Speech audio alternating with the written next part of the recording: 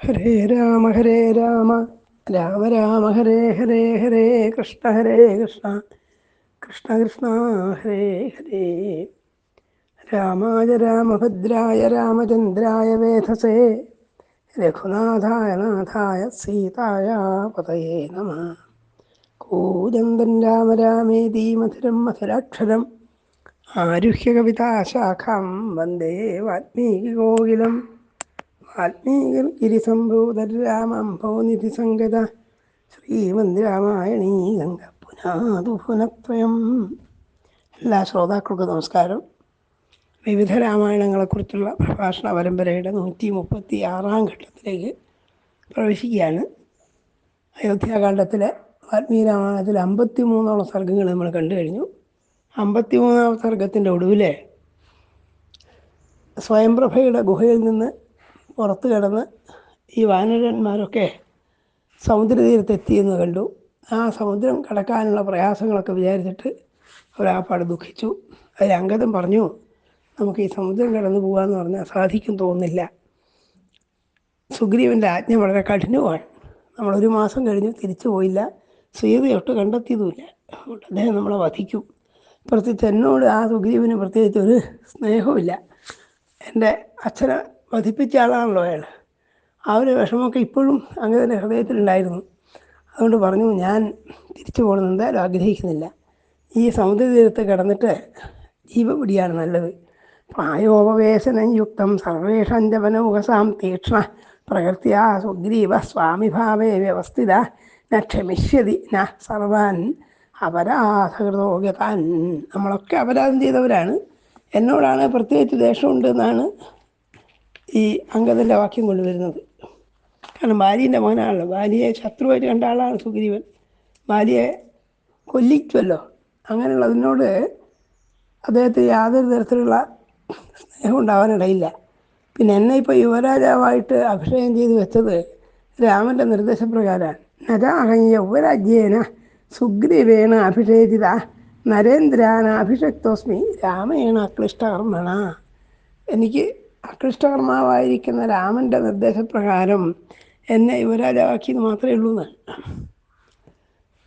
അധ്യാപനമാണ് കിളിപ്പാട്ടിൽ കാണാം, എന്നെ രക്ഷിച്ചതു രാമൻ തിരുവടി എന്ന് അംഗത്തിൻ്റെ വാക്യമായിട്ട് എടുത്തച്ഛൻ എഴുതുന്നുണ്ട്. അതുകൊണ്ട് എന്നെ യഥാർത്ഥത്തിൽ രക്ഷിക്കുക, എന്നെ ഇങ്ങനെ നിലനിർത്തുകയും ചെയ്യുന്നത് രാമനുള്ളതുകൊണ്ടാണ്. സുഗ്രീവൻ എന്നോട് യാതൊരു താല്പര്യം ഉണ്ടാവാനിടയില്ല എന്നൊക്കെ പറഞ്ഞ് അദ്ദേഹം വല്ലാതെ വിഷമിച്ചു. ഈ വാക്യങ്ങളൊക്കെ കേട്ട് കഴിഞ്ഞപ്പോൾ മറ്റു വാനരന്മാർ അതിനോടെങ്ങനെ പ്രതികരിച്ചു എന്നൊക്കെയുള്ളതാണ് തുടർന്ന് പറയുന്നത്. ഏതശ്രുത്വാ കുമാരേണ യുവരാജേന ഭാഷിതം സർവേ വാനരശ്രേഷ്ഠ കരുണം വാക്യമബ്രുവൻ. അപ്പോൾ അദ്ദേഹത്തിൻ്റെ ഈ നിരാശാപരിതമായ വാക്ക് കേട്ടപ്പോൾ ബാക്കി വാനരന്മാരൊക്കെ കാരുണ്യത്തോട് കൂടിയിട്ട് ആ അംഗതയോട് പറഞ്ഞു, അങ്ങേതായാലും മരിക്കാൻ ഞങ്ങൾ സമ്മതിക്കില്ല. അങ്ങ് മാത്രമായിട്ട് മരിക്കുക എന്നുള്ളത് ഉണ്ടാവില്ല, ഞങ്ങളും കൂട്ടത്തിലുണ്ടാവും. അങ്ങനെ നിരാശപ്പെടേണ്ട കാര്യമൊന്നുമില്ല കൊണ്ട് അവർ സമാധാനിപ്പിക്കുകയാണ്. തീക്ഷ്ണപ്രകൃത്യാ സുഗ്രീവ പ്രിയാരക്തസ്ഥ രാഘവ. ഇതൊക്കെ കേട്ടിട്ട് പറഞ്ഞു, ഏതായാലും നമ്മൾ സീതയെ കണ്ടുപിടിക്കാൻ സാധിച്ചില്ല. ആ സുഗ്രീവൻ തീക്ഷ്ണമായ പ്രകൃതിയോട് കൂടിയവരാണെന്നൊക്കെ എനിക്കറിയാം. അതുകൊണ്ട് മറ്റു ഹനുമാൻ, ജാമ്പാൻ മുതലായിരുന്നു ഈ ഘട്ടത്തിലൊന്നും പറയുന്നില്ല, അവരൊക്കെ ഇത് കേട്ടു എന്നേ ഉള്ളൂ. അപ്പോൾ താരൻ എന്ന് പറയുന്നതായ വാനരൻ പറയാണ്, ശ്രുത്വാവജസ്താരൈതം ഭാഷയെ. താരൻ പറഞ്ഞു, അലം വിഷാദേന വിലം പ്രവിശ്യ വസാമസർവേ എതിരോചതേവാം. നമുക്കൊരു കാര്യം ചെയ്യണം, മരിക്കാനൊന്നും പുറപ്പെടേണ്ട കാര്യമില്ല. ഇപ്പോൾ നമ്മൾ ഏതൊരു ഗുഹയിൽ നിന്നാണോ ഇങ്ങോട്ട് വന്നത് ആ ഗുഹയിലേക്ക് തന്നെ പോവാം. അവിടെ സർവകാല സ്വഭാവമാണ്, ഇഷ്ടംപോലെ ചെടികളും തളിരും കായകളും ഒക്കെ ഉണ്ട്, നമ്മൾ കണ്ടുമല്ലോ. അവിടെ പോയിട്ട് കഴിയാമെന്നാണ്. അവിടെ ആർക്കും എത്തിപ്പെടാനും വിഷമാണ്. അതുകൊണ്ട് അവിടെ ഇഹാസ്തിനോ വൈ ഭയം പുരന്തരാത് രാഘവാൻ വാനരരാജതോ വിവാ. ആ ഗുഹയിൽ കഴിയുന്ന വ്യക്തി ഇന്ദ്രനെ പോലും പേടിക്കാനില്ല, സുഗ്രീവൻ്റെ ഭയപ്പെടാനില്ല. രാഘവൻ്റെ അസ്ത്രങ്ങൾ, രാഘവൻ്റെ അവിടെ രാമനാണ്, രാമൻ്റെ അസ്ത്രങ്ങളെ പേടിക്കാതെ അവിടെ കഴിയാമെന്നാണ്. തഥാനഹന്യേമ തഥാവിധാനം അസക്തമധ്യൈവ വിധി തന്നെ. ഇങ്ങനെയൊക്കെ അവിടുന്ന് നമുക്ക് വധത്തെ രക്ഷപ്പെടാനുള്ള വഴി ഇതേ ഉള്ളൂ എന്ന് താരൻ പറഞ്ഞു. ഈ താരൻ്റെ വാക്യത്തോടു കൂടിയാണ് 53ാം സർഗം സമാപിച്ചത്. ഇനി 54ാമത്തെ സർഗത്തിലാണ് ഈ അംഗദൻ്റെ അഭിപ്രായത്തെപ്പറ്റി ഹനുമാൻ വിപ്രതിപത്തി പ്രകടിപ്പിക്കുകയൊക്കെ ചെയ്യുന്നത്. അപ്പം ഇതിങ്ങനെ അംഗദനെ അനുകൂലിച്ചുകൊണ്ട് എന്ന പോലെ താരനും പറഞ്ഞു കേട്ടപ്പോൾ ബുദ്ധിമാനായ ഹനുമാൻ ഇങ്ങനെ പറഞ്ഞു എന്നാണ്. തഥാബ്രോധി താരേതു താരാധിപതി വർത്തസി അഥമേനേഹതൻ രാജ്യം ഹനുമാനങ്കദേനത്. ഇങ്ങനെയൊക്കെ ഈ അംഗദൻ പറയുന്നത് കേട്ടപ്പോൾ താരൻ അതിനെ അനുകൂലിക്കുകയും ചെയ്തപ്പോൾ ഹനുമാൻ എന്ത് വിചാരിച്ചു? ഇദ്ദേഹം രാജ്യം നേടിയിരിക്കുന്നു എന്ന് വിചാരിച്ചു. എന്ന് പറഞ്ഞാൽ സുഗ്രീവൻ്റെ രാജ്യമെന്നും രാജ്യഭരത്തുള്ള വൈഭവം നേടിയിരിക്കുന്നു എന്നും വ്യാഖ്യാനാക്കന്മാർ പല അർത്ഥമാണ് പറയുന്നത്. അംഗദൻ്റെ ആ വിചാരഗതിയോട് എല്ലാവരും യോജിച്ചു എന്ന് ഈ താരൻ്റെ വാക്കുകൊണ്ട് മനസ്സിലായല്ലോ. അതിനെപ്പറ്റിയാണ് ഹനുമാൻ പറയുന്നത്. ഇയാൾക്ക് നേതൃത്വ ഗുണമൊക്കെ ഉണ്ട്, തൻ്റെ കീഴിലുള്ളവരൊക്കെ തന്നോട് യോജിച്ചല്ലോ, അതുകൊണ്ട് രാജാവായിരിക്കാനുള്ള യോഗ്യത അദ്ദേഹം നേടിയിട്ടുണ്ട് എന്നാണ് പറയുന്നതെന്നാണ് ചില വ്യാഖ്യാതാക്കൾ. ഏതായാലും അങ്ങനെയൊക്കെ പറഞ്ഞതിന് ശേഷം ഈ അംഗദൻ്റെ നിലപാട് ആത്യന്തികമായി അത്ര ശരിയല്ല കാണിക്കാൻ വേണ്ടിയിട്ട് അദ്ദേഹം പറഞ്ഞു ഹനുമാൻ. എങ്ങനെയാണ് പറഞ്ഞത്? ചതുർണാമുപായാനാം തൃതീയമോർണയൻ. നമ്മൾക്ക് ഒരാളെ തങ്ങളുടെ കീഴിലാക്കാൻ 4 ഉപായങ്ങളാണ് പ്രഖ്യാതായിട്ട് പറയാറുള്ളത്. അത് സാമം, ഭേദം, ദാനം, ദണ്ഡം എന്നൊക്കെയാണ്. അത് ക്രമം ചിലപ്പോൾ എല്ലാ ഗ്രന്ഥങ്ങളിൽ വ്യക്തമായിട്ട് പറഞ്ഞിട്ടുണ്ടാവും. അപ്പോൾ സാമം, ദാനം, ഭേദം എന്നാണ് 3ാമത്തെ ഭേദമാണ്. ആ ഭേദത്തെ പ്രയോഗിക്കാൻ ആരംഭിച്ചു ഹനുമാൻ. ആ ഉപായങ്ങളെ പറ്റിയൊന്നും ഇവിടെ അത്ര വിസ്തരിക്കേണ്ടതില്ല. സാമാന്യമായിട്ട് പറഞ്ഞാൽ നല്ല വാക്ക് പറഞ്ഞിട്ട് സമാധാനിപ്പിച്ചിട്ട് ആളെ വശത്താക്കുക, അല്ലെങ്കിൽ എന്തെങ്കിലും കൊടുത്തിട്ട് അതാണ് ദാനം, എന്തെങ്കിലും കൊടുക്കൽ തങ്ങളുടെ വശത്താക്കാം, അല്ലെങ്കിൽ ഭേദബുദ്ധി പ്രയോഗിക്കാം. അതായത് അയാൾ ഏതൊരു നിലപാടിലാണോ ഇപ്പോൾ നിൽക്കുന്നത് ആ നിലപാടിൻ്റെ വൈകല്യങ്ങളൊക്കെ ചൂണ്ടിക്കാണിച്ച് അതിൻ്റെ വിപത്തുകൾ ചൂണ്ടിക്കാണിച്ച് അതിൽ നിന്ന് ആളെ ബുദ്ധിയെ ഭേദിപ്പിക്കാമെന്നർത്ഥം. അതാണ് ഭേദം. ചുരുക്കത്തിൽ പറഞ്ഞാൽ അതാണ്. ഇതൊക്കെ രാജ്യതന്ത്രത്തിലെ പ്രധാനപ്പെട്ട ചില അടവുകളാണ്.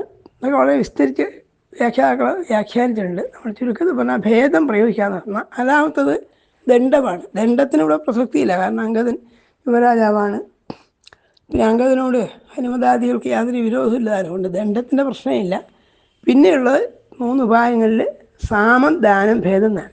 അതിൽ 3ാമത്തതായ ഭേദത്തെ പ്രയോഗിച്ചു എന്നാണ് കവി പറയുന്നത്. എന്താ അദ്ദേഹം പറഞ്ഞത്? തേഷു സർവേഷു ഭിന്നേഷു തതോ അഭിഷേദംഗതം ഭീഷണൈർവിവിധൈവാക്യൈ കോപോപായ സമന്വിതയും. അങ്ങനെ അംഗദനെ ഈ തീരുമാനത്തിന് മാറ്റണമെന്ന് വിചാരിച്ചിട്ട് ഏറെക്കുറെ ക്രോധിക്കുന്ന വാക്കുകൾ പറഞ്ഞു എന്നാണ്. എന്താ ഹനുമാൻ പറഞ്ഞത്? ത്വം സമർത്ഥതരപ്പിത്ര യുദ്ധേതാരേയ വൈധ്രുവം. അല്ലയോ താരാപുത്ര, ബാലിൻ്റെ പുത്ര എന്നല്ല വിളിച്ചത്, അമ്മയുടെ പേര് കുട്ടിയാണ്. അല്ലയോ താരാപുത്ര, അങ്ങ് പോരിൽ പിതാവിനേക്കാൾ സമർത്ഥനാണ്. ബാലിയേക്കാളൊക്കെ യുദ്ധവൈദഗ്ധ്യമുള്ളവനാണ്. ദൃഢം ധാരയിതും ശക്ത അഭിരാജ്യം തഥാപിത. അച്ഛനെ പോലെ തന്നെ ഈ വാനരന്മാരുടെ രാജ്യത്തെ പാലിക്കാൻ പ്രാപ്തനുമാണ് നീ. എന്നാലും വാനരവർഗത്തിൽപ്പെട്ട ആൾക്ക് പൊതുവെ ഒരു ചാപല്യമുണ്ട്, അവർ അസ്ഥിരചിത്തരാണ്. നിത്യം അസ്ഥിരചിത്താഹി കപയോ ഹരിപുങ്കവ. അതുകൊണ്ട് നീ ഒന്ന് മനസ്സിലാക്കേണ്ടത്, ഈ വാനരന്മാരൊക്കെ ഇപ്പം നിന്നെ അനുകൂലിച്ച് പറഞ്ഞല്ലോ, എല്ലാവർക്കും ഗുഹയിൽ കയറിയിരിക്കാം എന്നൊക്കെ പറഞ്ഞു. പക്ഷേ ഇവർ ഇതിൽ തന്നെ ഉറച്ചു നിൽക്കും എന്ന് വിചാരിക്കേണ്ടെന്നർത്ഥം. ഇവരൊക്കെ അസ്ഥിരചിത്തരാണ്. കുറച്ച് ദിവസം കഴിയുമ്പോൾ അവർക്ക് ഭാര്യ മക്കളെക്കുറിച്ചുള്ള വിചാരം ഉണ്ടാവും, നാട് വിട്ടു പോകുന്നതിനെക്കുറിച്ച് വിഷാദമുണ്ടാവും, എല്ലാവരും ഇവിടെ തന്നെ നിന്നൊന്നും വരില്ല. അപ്പോൾ നീ ഒറ്റപ്പെടുന്നതാണ്. അങ്ങനെ പറഞ്ഞിട്ട് അംഗദൻ്റെ ബുദ്ധിയെ ഭേദിപ്പിക്കാനാണ് ഹനുമാൻ ശ്രമിക്കുന്നത്. ഇവരെപ്പോഴും ഇങ്ങനെ നിന്നോളണമെന്നില്ല. നഹ്യഹന്തേ മേ സർവേ സാമദാനാധിപൻ ഗുണൈഹി ദണ്ഡേന ത്വയാശക്യ സുഗ്രീവാത് അപകർഷിതും. ബലവാന് ദുർബലനോട് എതിർത്തിട്ട് സ്വസ്ഥായിരിക്കാൻ കഴിയില്ല. സുഗ്രീവനാകട്ടെ ഇവർ രാജാധികാരമൊക്കെയുള്ള ബലവാനാണ്. അപ്പം അങ്ങനെയുള്ള ഒരാളോട് യുദ്ധത്തിൽ പുറപ്പെടാൻ കഴിയില്ല. പിന്നെ ഈ ഗുഹ ഒരു രക്ഷാസങ്കേതമാണ്. സ്വയംപ്രഭയുടെ ഗുഹയിൽ പോയിട്ട് എപ്പോഴും കഴിച്ചു കളയാമെന്നും അവിടെ രാമാസ്ത്രത്തിന് പ്രവേശനം ഉണ്ടാവില്ല എന്നൊക്കെ അങ്ങ് പറഞ്ഞല്ലോ. അതൊന്നും അത്ര ശരിയല്ല. കാരണം ഇന്ദ്രൻ പണ്ട് തൻ്റെ വജ്രായുധം കൊണ്ട് ഇടിമിന്നലൊക്കെ പ്രയോഗിച്ചിട്ട് ഈ ഗുഹയിൽ ഒരു ചെറിയ പിളർപ്പുണ്ടാക്കിയിട്ടുണ്ട്. അപ്പോൾ അങ്ങനെ സാധ്യമാണെന്നുള്ള നിലയ്ക്ക് ലക്ഷ്മണൻ്റെ കൈവശമുള്ള നിശിതങ്ങളായ ബാണങ്ങളെ കൊണ്ട് ഈ ഗുഹയും വളർത്തി അവിടത്തേക്ക് പ്രവേശിക്കാൻ രാമന് സാധിക്കും. ലക്ഷ്മണസ്യ നാരാജ ബഹവസന്ധി സന്ധിധ. ലക്ഷ്മണൻ്റെ ചാട്ടെ അങ്ങനെയുള്ള ധാരാളം അസ്ത്രങ്ങളുണ്ട്. അതുകൊണ്ട് ഇവിടെ ഇരുന്ന് സുഖമായി ഇരുന്ന് കളയാം. ഭീഷണി ഇല്ലാന്ന് വിചാരിക്കണ്ട. പിന്നെ രണ്ടാമത് നേരത്തെ പറഞ്ഞതിന് ആവർത്തി പറയാണ്, ഈ പറഞ്ഞ ഇപ്പോൾ താങ്കൾക്ക് അനുകൂലിച്ചുകൊണ്ട് ഇവിടെ ജീവിതകാലം മുഴുവൻ കഴിച്ചു കളയാന്ന് പറയുന്ന ഈ വാനന്മാരൊക്കെ എന്ത് ചെയ്യും? സ്മരന്ത പുത്രധാരാണ് നിത്യാമുഭിക്ഷിതാം. പുത്രന്മാരെയും ഭാര്യമാരെ പറ്റി വിചാരിച്ചിട്ട് അവർക്ക് സമാധാനം ഉണ്ടാവില്ല. അവരിവിടെ തന്നെ ഇരിക്കുമെന്ന് വിചാരിക്കാൻ കഴിയില്ല. ചാട്ടത്തുനിന്ന് പറിച്ചു പോയ കുരങ്ങനെ പോലെ അവരെന്ത് ചെയ്യും? ഇവിടുന്നൊക്കെ ഒറ്റപ്പെട്ടു പോകും. ലക്ഷ്മണനാകട്ടെ അസ്ത്രങ്ങൾ പ്രയോഗിച്ചിട്ട് നിങ്ങളൊക്കെ വേണം വധിക്കാൻ വിഷമം ഉണ്ടാവില്ല. അതുകൊണ്ട് ഇതൊരു ഉപായമല്ല, ഒരു പരിഹാരമല്ല എന്നാണ് ഹനുമാൻ പറഞ്ഞതിൻ്റെ താല്പര്യം. അതുകൊണ്ട് അങ്ങനെ ചെയ്യണം, ഒരു കാലത്ത് നശിക്കാനിട വരുത്തരുത്, വല്ലാതെ വിഷമിച്ച് ബുദ്ധിമുട്ടരുത്, കാര്യങ്ങൾ ആലോചിച്ചിട്ട് ചെയ്യാം. അതുകൊണ്ട് എന്ന് മാത്രമല്ല, അങ്ങ് വിചാരിക്കുന്ന പോലെ ആ സുഗ്രീവന് നിന്നോട് വിരോധമുണ്ടെന്ന് വിചാരിക്കരുത്. ഞാൻ സുഗ്രീവൻ്റെ മനോഭാവമൊക്കെ നന്നായി മനസ്സിലാക്കിയിട്ടുള്ളതാണ്. ആ സുഗ്രീവൻ എങ്ങനെയുള്ള ആളാണ്? ധർമ്മരാജ പിതൃവ്യസ്തയെ പ്രീതികാമോ ദൃഢവ്രത, പ്രീതിയുള്ളവരാണ്, നിന്നോട് പ്രീതിയുള്ളവരാണെന്നാണ്. ദൃഢവ്രതനാണ്, ശുചി, സത്യപ്രതിജ്ഞ, സത്വഞ്ചാതുന നാശയിൽ, എന്നെ നശിപ്പിക്കണം എന്നുള്ള വിചാരമൊന്നും അയാൾക്കില്ല. അതുകൊണ്ട് നമുക്ക് വേണം അങ്ങോട്ട് പോവാം. വേണമെങ്കിൽ നിവൃത്തിയില്ലാതിരുന്ന സുഗ്രീവൻ്റെ അടുത്തേക്ക് തന്നെ പോവാം. അദ്ദേഹത്തിന് പ്രതികാര ബുദ്ധിയൊന്നും ഉണ്ടാവില്ല, നിന്നോട് പ്രത്യേകിച്ച് ദ്വേഷമൊന്നുമില്ല, നിന്നൊരു വാത്സല്യമുള്ളവനാണ് ആ സുഗ്രീവൻ എന്ന് ഞാൻ മനസ്സിലാക്കിയിട്ടുണ്ട്. എൻ്റെ അച്ഛനായ ബാലിയെ കൊല്ലിച്ചു എന്നൊക്കെയുള്ള ശരിയാണ്, അതൊക്കെ കഴിഞ്ഞ കഥയാണ്. അതുകൊണ്ടൊക്കെ സുഗ്രീവൻ നിതാന്ത ശത്രുവാണെന്ന് വിചാരിക്കരുത്. സുഗ്രീവൻ അങ്ങനെയുള്ള ശത്രുത്വമൊന്നും ഉണ്ടാവില്ല എന്നതുപോലെ സമാധാനിപ്പിച്ചു. അതിനുശേഷം അവനിങ്ങനെ ആലോചിച്ചു എങ്ങനെയാണ് ഈ സാഗരം തരണം ചെയ്യാൻ കഴിയാമെന്ന് ആലോചിച്ചു. അപ്പോൾ അതിന് പ്രത്യേകിച്ച് വഴിയൊന്നും കണ്ടില്ല. അപ്പോൾ എല്ലാവരും, അതായത് അങ്കദ് മാത്രമായി മരിക്കണമെന്നില്ല എന്നൊക്കെയാണ് അവർ വിചാരിച്ചതെന്നർത്ഥം. പക്ഷെ അങ്കദൻ ഈ ഹനുമാൻ്റെ പ്രാഥമികമായ വാക്ക് കേട്ടിട്ട് സമാധാനമായില്ല. അങ്കദൻ പറഞ്ഞു, ഇയാൾ അങ്ങ് പറയുന്ന പോലെ ഈ സുഗ്രീവൻ സത്യപ്രജ്ഞനാണെന്ന് ഞാൻ വിചാരിക്കുന്നില്ല. സ്വന്തം കാര്യം വിചാരിച്ചിട്ട് ആളൊക്കെ ചെയ്തേ ഉള്ളൂ. കാരണം ജ്യേഷ്ഠൻ്റെ ഭാര്യയെ, ഈ താരയെ, അങ്കദൻ്റെ അമ്മയായ താരയെ സ്വന്തമാക്കി വെച്ചവനാണല്ലോ ഈ സുഗ്രീവൻ. അതുകൊണ്ട് പറയാണ്, ധാതും ജ്യേഷ്ഠസ്യോ ഭാര്യ ജീവതോ മഹിഷീം പ്രിയം. ജ്യേഷ്ഠഭ്രാതാവിൻ്റെ ഭാര്യയും ജീവിച്ചിരിക്കുന്ന പ്രിയതമയും രാജ്ഞിയും ധർമ്മപ്രകാരം മാതാവിനെ പോലെയാണ്. ധർമ്മേണ മാതരം യസ്തു സ്വീകരോധി ജൂസിത. അങ്ങനെ ജൂസിതമായിട്ട് അമ്മയെ പോലെ കണക്കാക്കേണ്ടതായ ജ്യേഷ്ഠപത്നിയെ ഭാര്യയാക്കി വെച്ചിരിക്കുന്ന ആളാണല്ലോ അയാൾ. അപ്പോൾ അയാളുടെ ധർമ്മബോധമൊക്കെ അത്രയേ ഉള്ളൂ. കഥം സൻ ധർമ്മജാനീത, അങ്ങനെയുള്ള ആൾ ധർമ്മജ്ഞാനൊക്കെ എങ്ങനെ പറയും? പിന്നെ അയാൾ ചില വാക്കൊക്കെ പാലിക്കുകയൊക്കെ ചെയ്യുന്നത് എന്തുകൊണ്ടാണ്? ലക്ഷ്മണസ്യ ഭയേനേഹ നാധർമ്മ ഭയഭീരുണ. അങ്ങ് പറയുന്ന പോലെ ധർമ്മത്തിലും ഹനുമാൻ പറഞ്ഞ പോലെ ധർമ്മിഷ്ഠനൊന്നും അല്ല ഈ സുഗ്രീവൻ. അദ്ദേഹം ചിലതൊക്കെ ഇപ്പോൾ ചെയ്യുന്നത് അധർമ്മം ചെയ്തു പോകുമോ എന്നുള്ള ഭയം കൊണ്ടല്ല, മറിച്ച് ലക്ഷ്മണനെ കൊണ്ടുള്ള ഭയം. ലക്ഷ്മണസ്യ ഭയേനേഹ, ലക്ഷ്മണനെ പറ്റിയുള്ള ഭയം കൊണ്ടാണ്. അല്ലാതെ എന്നാൽ അധർമ്മ ഭയഭീരുണ, അധർമ്മഭയം കൊണ്ടല്ല. പുരാണ ഇതിഹാസങ്ങളിലൊക്കെ കാണാം അധർമ്മഭയം, അധർമ്മം ചെയ്തു പോകുമെന്നുള്ള ഭയം, താൻ ചെയ്യുന്നത് അധർമ്മമായി തീരുമോ എന്നുള്ള ഭയം. അത് ക്ഷത്രിയന്മാർക്കൊരു അലങ്കാരമാണ്. എനിക്കൊന്നിനെയും പേടിയില്ല, ഞാൻ എന്തും ചെയ്യുന്നു പറയുന്നത് നല്ല യോഗ്യത. അധർമ്മമായി പോകുമോ താൻ ചെയ്തത് എന്ന് എപ്പോഴും ആലോചിക്കുന്നവരാണ് അധർമ്മഭീരുക്കൾ. അങ്ങനെയുള്ള ആളല്ല ഇയാൾ. തസ്മിൻ പാപേ കൃതഘ്നേതു, അത് പാപിയാണ്, കൃതഘ്നാണ് എന്നൊക്കെയാണ് ഈ ഹനുമാൻ്റെ വാക്കുകൾ കേട്ടപ്പോഴും അങ്കദൻ പറഞ്ഞത്. ഏതായാലും കുറച്ച് കഴിഞ്ഞപ്പോൾ എല്ലാവരും അവിടെ തന്നെ സമുദ്രത്തിൽ തന്നെ കഴിയാമെന്ന് വിചാരിച്ചു. അങ്കദൻ പ്രത്യേകമായിട്ട് പറയുകയും ചെയ്തു, അഹം വ പ്രതിജാനാമി നഗമിഷ്യാമ്യഹം പുരിം. ഹനുമാൻ്റെ വാക്കൊന്നും സ്വീകരിച്ചിട്ട് സുഗ്രീവൻ്റെ പുരിയിലേക്ക് കിഷ്കിന്ധയിലേക്ക് പോയി കളയാം എന്ന് അങ്കദൻ വിചാരിക്കുന്നില്ല. ഞാനിവിടെ തന്നെ ഇരുന്നിട്ട് മരണം പ്രാപിച്ചോളാം എന്നാണ്. ഇഹൈവ പ്രായമാശിഷ്യേ ശ്രേയോ മരണമേവമേ, എനിക്ക് മരണം തന്നെയാണ് നല്ലത്, ഞാനിവിടെ പ്രായോപവേശം ചെയ്തിട്ട് ജീവൻ വെടിയെന്ന് പറഞ്ഞു. ഇങ്ങനെ പിന്നെ തൽക്കാലമൊന്നും പറയാനില്ല. അങ്കദൻ വരില്ല എന്ന് പറഞ്ഞാൽ പിന്നെ അങ്കദനെ ഉപേക്ഷിച്ച് പോകാൻ മറ്റുള്ളവർക്കൊന്നും താല്പര്യമില്ല. എന്ന് മാത്രമല്ല, ആ അങ്കദൻ എല്ലാവരോടും യാത്ര പറയുന്ന പോലെയാണ് പറഞ്ഞത്. മാതരൻ ദൈവമേ താരം ആശ്വാസ ഇതും അർഹത.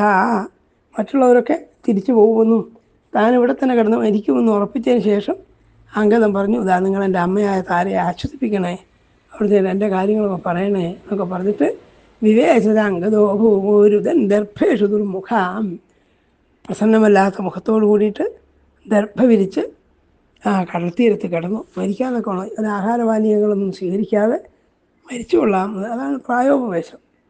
അപ്പോൾ അത് കണ്ടപ്പോൾ മറ്റുള്ള വാനരന്മാർക്കൊക്കെ വലിയ വിഷമായി. അവരൊക്കെ അദ്ദേഹത്തെ തന്നെ അനുകരിച്ചുകൊണ്ട് എല്ലാവരും തങ്ങൾക്കും ഇത് തന്നെയാണ് ചെയ്യാനുള്ളൂ എന്ന് വിചാരിച്ചിട്ട് പലതിനെപ്പറ്റി അവിടെ കടന്നു എന്നാണ്. എന്നിട്ട് അവരിങ്ങനെ പലതും പറഞ്ഞു. ജനസ്ഥാനവധം ജൈവ അവധം ജൈവ ജടായുഷ ഹരണം ജൈവ വൈദേഹ്യ ബാലികസ്തവധം തഥാ. അവർ പലതും ഇങ്ങനെ പറഞ്ഞു. വേറെ ഒന്നും ചെയ്യാനില്ല അവർക്ക്. അവിടെ അവർ പറഞ്ഞു ആ കയ്യേയ്ക്ക് വരം കൊടുത്തത് കൊണ്ടുണ്ടായ ദുർഘടങ്ങളാണ്. പണ്ടൊക്കാൻ ദശരഥൻ കയ്യേയ്ക്ക് ഒരു വരം കൊടുത്തു, അത് നമുക്ക് കൂടി കഷ്ടത്തിലായി തീർന്നതാണ്.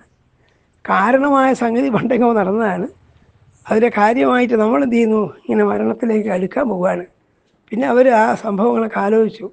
കയ്യേയ്ക്ക് വരം കൊടുത്തുകൊണ്ട് രാമൻ വനത്തിലേക്ക് പ്രവേശിച്ചതും ജനസ്ഥാനത്ത് വെച്ച് രാഷ്ട്രന്മാരെ കൊല്ലാനുണ്ടായതും അങ്ങനെയുള്ള പൂർവ്വകഥകളൊക്കെ അതൊന്നും അവർ നേരിട്ട് അനുഭവിച്ചാൽ കേട്ടതാണ്. അതൊക്കെ പറഞ്ഞു. എന്നിട്ട് അവർ പറഞ്ഞു, നമ്മൾ എത്ര ഭാഗ്യഹീനരാണ്. ആ പക്ഷിയായ ജടായു രാമകാര്യത്തിന് വേണ്ടിയാണ് ജീവൻ ത്യജിച്ചത്. ജയിക്കാൻ പറ്റിയില്ലെങ്കിലും ആ രാവണനെ എതിർത്തു. വൈദേഹിയെ അപഹരിച്ചു കൊണ്ടുപോകുമ്പോൾ തനിക്കാകും പോലെ ആ ആശ്രമത്തെ എതിർത്തു. കൊല്ലപ്പെട്ടെങ്കിൽ പോലും എത്ര ധന്യമാണ് ആ ജടായുവിൻ്റെ ജീവിതം എന്നൊക്കെ അവർ പറഞ്ഞു. ഇങ്ങനെ ഇവരിതൊക്കെ പറയുന്നത് ഒറ്റത്തിലുണ്ട്. ഇവർ കുറേ ആളുണ്ടല്ലോ, കുറേ വാനരന്മാരുണ്ട്. അവരിങ്ങനെ പറഞ്ഞുകൊണ്ടിരിക്കെ അവരുടെ പർവ്വതത്തിനടുത്തും കൂടെയാണ് സമുദ്രമുള്ളത്. ആ പർവ്വതത്തിനുള്ളിലെ വലിയൊരു ഗുഹയിൽ സമ്പാദി എന്ന് പറയുന്നതായ പക്ഷിശ്രേഷ്ഠൻ ഉണ്ടായിരുന്നു. ജടായുവിൻ്റെ ജ്യേഷ്ഠനാണ്. അതൊക്കെ ഇനിയുള്ള ഭാഗത്ത് വിസ്തരിച്ച് പറയുന്നുണ്ട്. ആ സമ്പാദി വാക്കുകളൊക്കെ കേട്ടു. അത് ഗുഹാമുഖത്തേക്ക് വന്നു. ഇവർ പറയുന്നതിനേക്കാൾ കൂടുതൽ അവർ ശബ്ദമാണ് അവർ ശ്രദ്ധിച്ചത്. അപ്പോൾ പുറത്ത് ഗുഹേൻ്റെ പുറത്തേക്ക് കടക്കാൻ ശ്രമിക്കുന്ന സമയത്ത് ഈ വാനരന്മാർ നിരനിരയായി പ്രായോപവേശം ചെയ്ത് മരിക്കാൻ വേണ്ടി തയ്യാറായി കിടക്കുന്നതാണ്. അപ്പോഴും വാനരന്മാർക്ക് സംസാരിച്ചുകൊണ്ടേ ഇരിക്കുന്നുണ്ടായിരുന്നു. അപ്പോൾ ആദ്യം ഇവരെ കണ്ടപ്പോൾ സമ്പാദി പറഞ്ഞത്, എനിക്ക് ഈശ്വരൻ തന്നെ കൊണ്ടു തന്ന ഭക്ഷണമാണിത്. ഇവർ പ്രായോപവേശം ചെയ്ത് ഓരോളായിട്ട് ഒറ്റയടിക്ക് ഒരുമിച്ച് മരിച്ചു പോയി എന്ന് വരില്ല. ഓരോ ആളായിട്ട് മരിക്കുമ്പോൾ എന്ത് ചെയ്യാം, അതൊക്കെ എനിക്ക് ഭക്ഷിക്കാം, ഇങ്ങനെ സാമാന്യ ഉച്ചത്തിൽ പറയാൻ. ഈ സമ്പാദിയുടെ വാക്ക് വാനരന്മാർ കേട്ടു. അവർ ഞെട്ടി. അവർ പറഞ്ഞു, നമ്മളെ ദുർഗതി ഇത് തന്നെയാണ്, ഈ പക്ഷിക്ക് ഭക്ഷണമായി തീരലാണ് എന്നൊക്കെ അവരും പറഞ്ഞു. അപ്പോഴും അവർ ആ ജടായുവിനെ വീണ്ടും അനുസ്മരിച്ചു. നമ്മളെ ഗതി ഇങ്ങനെ ആയിപ്പോയല്ലോ, നമ്മൾ ഈ സമ്പാദിക്ക് ഭക്ഷണമായി തീരും. സമ്പാദി എന്നുള്ള പേരൊന്നും അവർക്ക് അറിയില്ല. അവർ പറയുകയാണ് ഈ പക്ഷിക്ക് ഭക്ഷണമായി തീരും. പക്ഷേ ആ ജടായു പക്ഷിയായിട്ടൂടെ എന്തൊക്കെ ചെയ്തു. വൈദേഹ്യ പ്രിയകാമേന കൃതം കർമ്മ ജടായുഷ ഗൃധ്രരാജേന യത്തത്രാശ്വതം വസ്തദശേഷത തഥാ സർവാണി ഭൂതാനി തിര്യജ്ഞോനികതന്യപി പ്രിയം കുർവന്തി രാമസ്യ തെക്വാ പ്രാണൻ യഥാഭയം. ഇങ്ങനെ തിര്യക്കളായ പക്ഷിമൃഗാദികൾ പോലും രാമൻ്റെ പ്രിയം ചെയ്യാൻ വേണ്ടിയിട്ട് ജീവൻ കളയുന്നു എന്നാണ് അവർ പറഞ്ഞത്. ആ ജടായുവിനെ പോലെ ആ ജടായു എത്ര ഭാഗ്യവാനാണ് എന്നൊക്കെ അവർ പറഞ്ഞു. കാന്താരാണി പ്രപന്നാസ്മാന പശ്യാമ മൈഥിലിം. നമ്മൾക്കാകട്ടെ നമ്മളെ ഏൽപ്പിച്ചത് ആ വൈദേഹിയെ കണ്ടുപിടിക്കാനാണ്, അത് നമുക്ക് സാധിച്ചില്ല. നമ്മളതൊന്നും സാധിക്കാതെ ഇങ്ങനെ മരിക്കുകയാണല്ലോ അവർ ദുഃഖത്തോട് പറയാൻ. അപ്പോൾ ഈ പിന്നീട് പറഞ്ഞ വാക്കുകളൊക്കെ ആ സമ്പാദി കേട്ടു. തദസുഖമനുകീർത്തിതം വജോ വിപതിതം സ്തനിരീക്ഷവാനരൻ മൃഗതഗിതം മധുർ മഹാമതി കൃപണമുദാഗതവൻ ഗൃദ്ധരാജ. ഗൃദ്ധരാജാവായിരിക്കുന്ന ആ സമ്പാദി ഈ ഇതൊക്കെ കേട്ടു. എന്നിട്ട് അതിന് ആ വാനരന്മാരെ കണ്ടപ്പോൾ ആകപ്പാടെ മനസ്സൊക്കെ പതറി. ഈ ജടായുവിനെക്കുറിച്ചുള്ള അവരുടെ വാക്ക് കേട്ടിട്ട് ചോദിച്ചു, ജടായു ഈ പക്ഷിയുടെ അനുജനാണ്. അവരോട് ചോദിക്കുകയാണ്, എനിക്ക് പ്രാണനേക്കാൾ പ്രിയങ്കരനാണ് ആ ജടായു. ഞാൻ ആ ജടായുവിൻ്റെ കാര്യങ്ങൾ കേട്ടിട്ട് എത്രയോ കാലമായി. ആ ജടായുവിനെ പറ്റി പറയുന്ന നിങ്ങൾ ആരാണ്? കോയം ഗിരാഘോഷയതി പ്രാണൈ പ്രിയതരസ്യമേ ജടായുഷോഹതം ഭ്രാതു കമ്പയന്നിവ മേമന. എനിക്ക് അത്രയധികം പ്രിയങ്കരനായിരുന്ന ആ അനുജൻ അദ്ദേഹത്തിൻ്റെ മരണത്തെക്കുറിച്ച് നിങ്ങൾ പറഞ്ഞല്ലോ, രാവണനെ കൊന്നു എന്നൊക്കെ പറഞ്ഞല്ലോ. അപ്പോൾ അത് എനിക്ക് വലിയ വിഷമം ഉണ്ടാക്കുന്നില്ല. നിങ്ങൾ എവിടെ നിന്നാണ് ഇതൊക്കെ അറിഞ്ഞത്? നിങ്ങൾ എവിടെ നിന്നാണ് വരുന്നത്? ഞാൻ എൻ്റെ അനുജൻ്റെ കാര്യം കേട്ടിട്ട് വളരെ കാലമായി. നാമധേയമിതം ഭ്രാതു ചിരസ്യാദ്യമയാശ്രിതം. ആ അനുജൻ്റെ പേര്, ആ സഹോദരൻ്റെ പേര് എത്രയോ കാലത്തിന് ശേഷം ഞാൻ കേൾക്കുകയാണ്. അതുകൊണ്ട് പറയൂ, നിങ്ങൾ ആരാണ്? അവരക്കൂട്ടത്തിൽ രാമൻ കാട്ടിലേക്ക് പോകുന്നു, ദശരഥൻ കയ്യേക്ക് വരം കൊടുത്തു എന്നൊക്കെ നേരത്തെ പറഞ്ഞിട്ടുണ്ടല്ലോ. അതൊക്കെ ഈ സമ്പാദി കേട്ടിട്ടുണ്ട്. അതുകൊണ്ട് ചോദിക്കുകയാണ്, ആരാണ് ഈ ദശരഥൻ? തസ്യൈവ മമ ഭ്രാതോ സഖാ ദശരഥകഥം. ഈ ദശരഥൻ്റെ പുത്രനായ രാമനുമായിട്ട് എൻ്റെ അനുജനായ ആ ജടായുവിന് എങ്ങനെ ബന്ധമുണ്ടായി, അതൊക്കെ പറയൂ. ഇതൊക്കെ നിങ്ങൾക്ക് പറയും എന്ന് മാത്രമല്ല, എന്നെ ഈ ഗുഹയിൽ നിന്ന് ഈ പക്ഷിക്ക് വാർദ്ധക്യം കൊണ്ടും ശരീരക്ഷീണം കൊണ്ടും പുറത്ത് കിടക്കാനും വിഷമമായി. ഗുഹയിൽ അറ്റം നിൽക്കുകയാണ്. നിങ്ങൾ ദയവ് ചെയ്തിട്ട് എന്നെ ഈ ഗുഹയ്ക്ക് പുറത്തെടുത്ത് വെക്കൂ, അപ്പോഴാണെങ്കിൽ നമുക്ക് സംസാരിക്കാമെന്ന് പറഞ്ഞു. അപ്പോൾ വാനരന്മാർക്ക് ആദ്യത്തിൽ ഭയം ഉണ്ടായിരുന്നു. വലിയൊരു പക്ഷിയാണ്, പർവ്വതാകാരനായ പക്ഷിയാണ്. അപ്പോൾ അത് എന്താണ് ചെയ്യുന്നത് എന്നൊക്കെ വിചാരിച്ചവർ വിഷമിച്ചു. എന്നാലും ആ വൃദ്ധനായ പക്ഷിയുടെ അപേക്ഷ കേട്ടിട്ട് ആ പക്ഷിയെ പുറത്ത് കൊണ്ടുവന്നു. എന്നിട്ട് അത് പുറത്ത് കിടന്നപ്പോൾ ഏതാം ബുദ്ധിന്തതച്ചക്രു സർവേദഹരിയൂഥവ അവതാര്യഗിരേ ശൃംഗാഗ്രദ്ധ ആഹങ്കതസ്തഥാ. അങ്ങനെ ആ പക്ഷിയെ സമ്പാദിയെ പുറത്തേക്ക് കൊണ്ടുവന്നതിന് ശേഷം ആ അങ്കദൻ പറഞ്ഞു, ഈ പക്ഷി ചോദിച്ചല്ലോ നിങ്ങൾ ആരാണ്, നിങ്ങൾക്ക് ദശരഥൻ്റെ മകനായ രാമനായിട്ട് എങ്ങനെ ബന്ധമുണ്ടായി എന്നൊക്കെയാണല്ലോ ചോദിച്ചത്. അപ്പോൾ അങ്കദൻ പറഞ്ഞു, ഗൃദ്ധമാഹ അങ്കദസ്തദാ. കാര്യമായിട്ട് വിശദമായിട്ടുള്ള പറയുകയാണ്. ബഭൂർ ഇക്ഷരാജ ഇക്ഷരജോ നാമ ബഭൂർ ഇക്ഷരജോ നാമ വാനരേന്ദ്ര പ്രതാപവൻ. ഋക്ഷരജസ് എന്ന പേരായിട്ട് മഹാകാമനായിരിക്കുന്ന വാനര രാജാവ് കിഷ്കിന്ധയിലുണ്ടായിരുന്നു. ആ ഋക്ഷരജസിൻ്റെ മക്കളായിട്ട് ബാലി സുഗ്രീവൻ എന്നൊരു 2 പേരുണ്ടായിരുന്നു. പല കാരണങ്ങളെ കൊണ്ട് ബാലി സുഗ്രീവന്മാർ തമ്മിൽ വൈരമുണ്ടായി. അങ്ങനെ ബാലിയെ ഭയന്ന് സുഗ്രീവൻ പർവ്വതത്തിൽ കഴിയേണ്ടി വന്നു. ഈ കഥയൊക്കെ നമ്മൾ നേരിട്ട് കേട്ടിട്ടുള്ളതാണ്. ഈ കാര്യങ്ങളൊക്കെയാണ് ഈ ബാലിപുത്രനായ താരൻ അങ്കദൻ ഇപ്പോൾ സമ്പാദിയോട് പറയുന്നത്. ഈ കഥയൊക്കെ ചുരുക്കി പറഞ്ഞു. എന്നിട്ട് പറഞ്ഞു, എങ്ങനെയാണ് ഈ വാനരന്മാരും രാമനായിട്ട് സഖ്യമുണ്ടായത്. രാമൻ അച്ഛൻ്റെ നിർദ്ദേശപ്രകാരം വനസഞ്ചാരം ചെയ്യായിരുന്നു. ആ സമയത്താണ് ഈ മൈഥിലിയായിരിക്കുന്ന സീതാദേവി അപഹരിക്കപ്പെട്ടത്. അങ്ങനെ സീതാന്വേഷണത്തിന് വേണ്ടിയിട്ട് ദുഃഖിച്ച് നടക്കുന്ന സമയത്താണ് സുഗ്രീവനായി സഖ്യമുണ്ടായത്. അങ്ങനെ ബാലി വധിക്കപ്പെട്ടു. സുഗ്രീവൻ സഖ്യപ്രകാരമുള്ള വ്യവസ്ഥ പാലിക്കാനായിട്ട് വാനരന്മാരെ എല്ലാ ദിക്കിലേക്ക് അയച്ചിട്ടുണ്ട്. ലക്ഷക്കണക്കിന് വാനന്മാരെ അയച്ചിട്ടുണ്ട്. അതിലൊരു വിഭാഗമാണ് ഞങ്ങളിതാ ഈ സുഗ്രീവൻ്റെ ആജ്ഞ വേണ്ടതുപോലെ നിറവേറ്റാൻ സാധിക്കാതെ കാലാവധി കഴിഞ്ഞും പോയി ഞങ്ങളെ വിഷമിച്ചിരിക്കുകയാണ് എന്നൊക്കെ ഈ വാനരന്മാരുടെ ചരിത്രം മുഴുവൻ അങ്ങനെ വളരെ ചുരുക്കത്തിൽ അതൊക്കെ മനസ്സിലാവാന്നൊക്കെ ഉള്ളു കേൾപ്പിച്ചു കൊടുത്തു. അപ്പോഴാണ് ആ സമ്പാദി തൻ്റെയും അനുജൻ്റെയും ചരിത്രവും പറഞ്ഞു.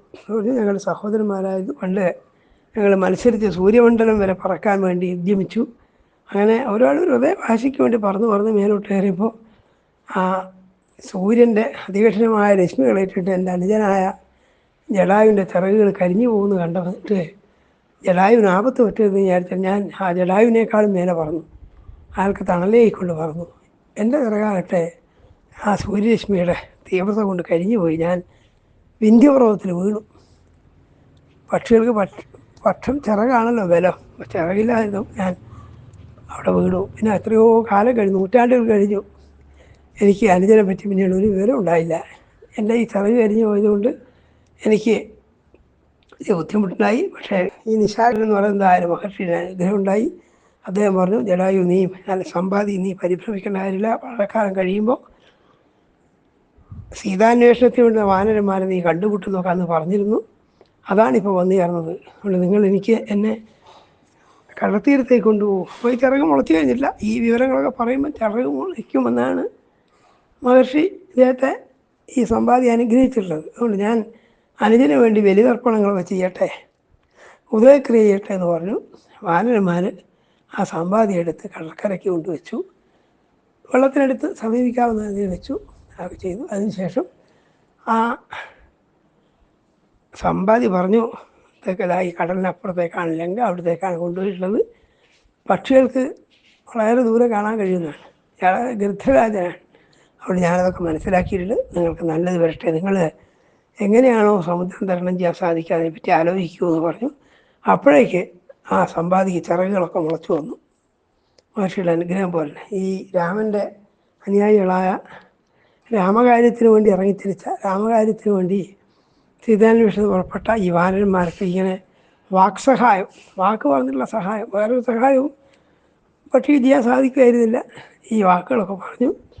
അതോടുകൂടിയിട്ട് അതിന് ചിറകുകൾ മുളച്ചു വന്നു. ആ സമ്പാദി പറന്നു പോയി. ഇത്രയും കാര്യങ്ങളാണ് ഈ 57, 58 വരെയുള്ള അധ്യായ സർഗങ്ങളിൽ പറഞ്ഞിട്ടുള്ളത്. അപ്പോൾ അതിനുശേഷം സീതാവൃത്താന്തമൊക്കെ അവർ പറഞ്ഞു. അക്കൂട്ടത്തിൽ വളരെ രസകരമായ ചില സംഗതികളൊക്കെ സമ്പാദി പറയുന്നുണ്ട്. കാരണം അയാൾ ഭക്ഷണമില്ലാണ്ട് വിഷമിച്ചേ പറ്റും ഒക്കെ പറയുന്നത് പക്ഷികൾക്കാണ് ഏറ്റവും കൂടുതൽ ലോകത്ത് വിശപ്പുള്ളത്, കാമമുള്ളത് ഗന്ധർവന്മാർക്കാണ്, ക്രോധമുള്ളത് സർപ്പങ്ങൾക്കാണ് എന്നൊക്കെയുള്ള ചില പ്രസ്താവനകളൊക്കെ നമുക്ക് അവിടെ കാണാം. അപ്പം അങ്ങനെയാണ് നിശാകരൻ എന്ന് പറഞ്ഞ മഹർഷിയുടെ ആശ്രമത്തിന് മുമ്പിൽ ചെന്നതാണ്. നിശാകര മഹർഷിക്ക് സമ്പാദിയ മുമ്പേ പരിചയമുണ്ടായിരുന്നു. നിശാകരൻ ചോദിച്ചു, നിൻ്റെ ചിറകൊക്കെ കരിഞ്ഞ് നീ ഇങ്ങനെ അവസരമായിപ്പോയത് എന്താണെന്ന് ചോദിച്ചപ്പോൾ കഥയൊക്കെ പറഞ്ഞു. അപ്പോഴാണ് നിശാകരൻ വേണ്ട ഉപദേശങ്ങളൊക്കെ കൊടുത്ത് ഈ സമ്പാദിയെ സമാധാനിപ്പിച്ചു. ആ നിശാകര മുനിയുടെ വാക്കുകളെ വിശ്വസിച്ചിട്ടാണ് ഈ സമ്പാദി ഇത്ര കാലം ഇവിടെ കഴിഞ്ഞുകൂടിയത്. ഇപ്പോൾ ഭാഗ്യത്തിന് ഈ വാനരന്മാരെ കണ്ടു, അതുകൊണ്ട് ഞാൻ വളരെ സന്തോഷമായി എന്ന് പറഞ്ഞിട്ട് വളരെ കാലമായി ഇവിടെ ഇരിക്കുന്നതാണ് പറഞ്ഞത്. 8 വർഷസഹസ്രാണി 8000-ഓളം കൊല്ലങ്ങളായി കഴിയുന്നതാണ് പറഞ്ഞത്. ഇങ്ങനെ സമ്പാദിയുടെ ചിറക് ഇതൊക്കെ പറഞ്ഞു കഴിഞ്ഞപ്പോൾ വീണ്ടും മുളച്ചു വന്നു. സമ്പാദിക്ക് പറന്നു പോകാനുള്ളതല്ലേ. ഇതാണ് 63-ാമത്തെ പത്രം. എന്താ ചെയ്തവനെ ഇങ്ങനെ പറഞ്ഞുകൊണ്ടിരിക്കുക. പ്രഹർഷമധുരല്ലേ ഭേ വാനരംസ്താദാബ്രവിൽ.